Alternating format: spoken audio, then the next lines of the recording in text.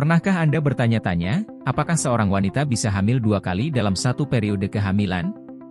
Kedengarannya seperti fiksi ilmiah, bukan?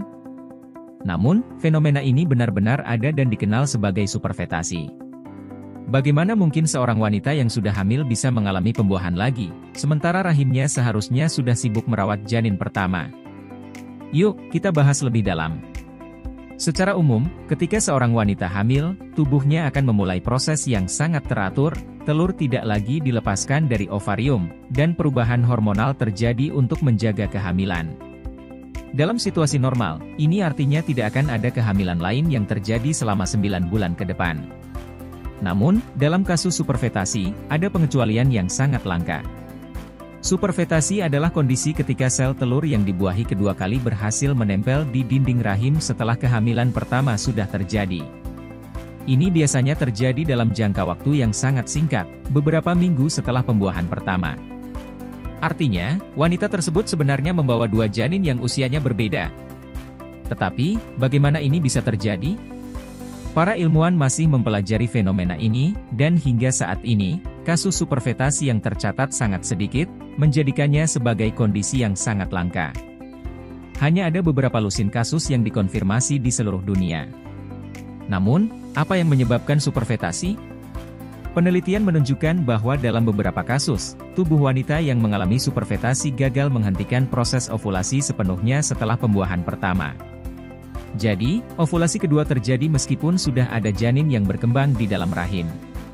Selain itu, sperma yang hidup selama beberapa hari di dalam tubuh wanita setelah berhubungan seksual, juga berperan dalam kasus superfetasi ini. Ketika telur kedua dilepaskan, sperma yang masih aktif bisa membuahi telur tersebut. Jika Anda bertanya-tanya, apakah ada risiko dalam kondisi ini? Jawabannya, mungkin ada. Karena kedua janin memiliki usia yang berbeda, persalinan bisa lebih rumit. Bayangkan seorang ibu harus melahirkan 2 bayi dengan usia kehamilan yang berbeda, yang satu bisa lahir prematur sementara yang lain lahir dengan usia penuh.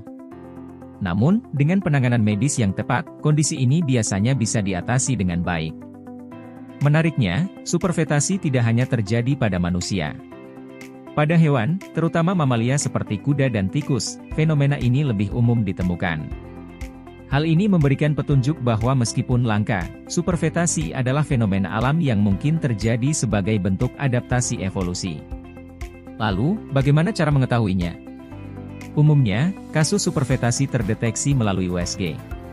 Ketika janin pertama sudah berkembang, lalu janin kedua muncul dengan ukuran yang lebih kecil dan usia kehamilan yang berbeda, dokter biasanya akan mulai mempertimbangkan kemungkinan superfetasi. Namun, penting juga untuk dicatat bahwa superfetasi berbeda dari fenomena kehamilan kembar. Dalam kehamilan kembar, kedua janin berasal dari proses ovulasi yang sama dan memiliki usia kehamilan yang sama.